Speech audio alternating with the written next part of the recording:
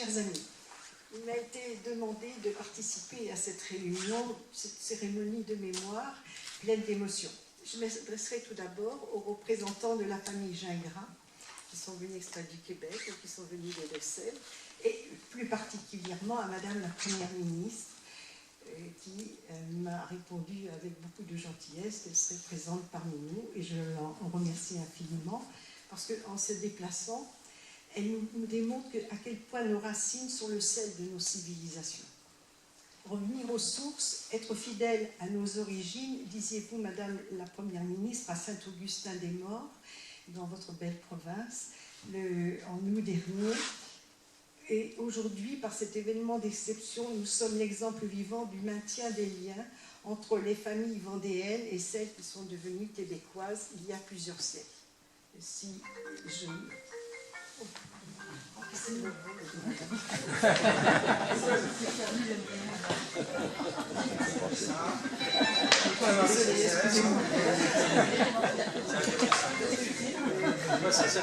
le mien. Pardon ? Donc, je reprends juste que Madame la Première ministre était donc à Saint-Augustin donc pour une allocation autour donc de la famille Gingras. Et en août dernier, et aujourd'hui, par cet événement d'exception que nous sommes en train de vivre, nous sommes l'exemple vivant du maintien du lien entre les familles vendéennes et les familles devenues québécoises il y a plusieurs siècles. Et j'allais ajouter 350 ans, c'est ce que vous m'avez dit, Monsieur Robert Gingras. Donc 350 ans d'histoire entre donc, la Vendée et le Canada, parce qu'il y a 350 ans que votre ancêtre est parti.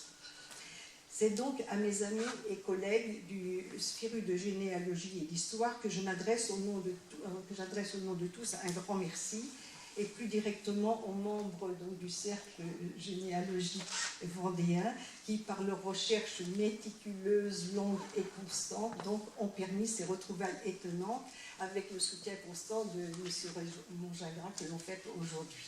Vraiment un grand merci pour ces travaux longs et aussi passionnant.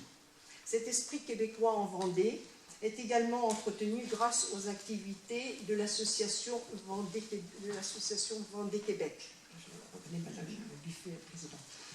Vendée-Québec qui facilite au quotidien cette fidélité entre Vendée et Québec. L'association organise des rencontres amicales, des rencontres culturelles. Il y a une prochainement à Fontaine-Comte le 6 octobre autour d'un film québécois. Et ainsi, donc, les liens se retissent, les échanges donc, se font entre le Québec et la Vendée. Donc, un grand merci à vous. Et cet après-midi n'aurait pas lieu avec autant de fraternité, c'est le mot que vous avez déjà utilisé, sans ceux et celles de Saint-Michel-le-Fou qui ont organisé cette réception, qui leur soit aussi un grand merci. Je voudrais conclure, parce que je ne veux pas être trop longue, je voudrais conclure par une remarque qui m'a été souvent dite, que j'ai souvent entendue lors de mes rencontres québécoises ou canadiennes, dans l'Ouest canadien, par les descendants des Vendéens. Ils me disaient, nos ancêtres, parfois c'était que les grands-parents, mais nos ancêtres étaient des gens de conviction, des hommes de conviction et des hommes qui aimaient particulièrement parler de politique. Ils avaient un sens inné de la politique. Je pense que ça doit être une qualité vendéenne. Et ce sens de la politique a mené plusieurs d'entre eux aux plus hautes fonctions de l'État. Je pense en particulier au ministre Honoré Mercier, je pense au ministre Joseph-Adolphe Chapelot, je pense à Robert Bourassa, et plus récemment, donc, ministre fédéral Roger Tellier, dont le père était originaire de Maldives. Donc, je voulais terminer en disant qu'il m'apparaît que vous êtes, Madame la Première ministre, de cette lignée dont nous sommes si fiers. Vous honorez par votre présence, effectivement, notre réunion très amicale, et j'espère que grâce à cet état, nous allons pouvoir continuer les échanges et que nous retrouverons effectivement beaucoup de liens communs entre la Vendée, le Québec et les autres provinces ouest canadiennes.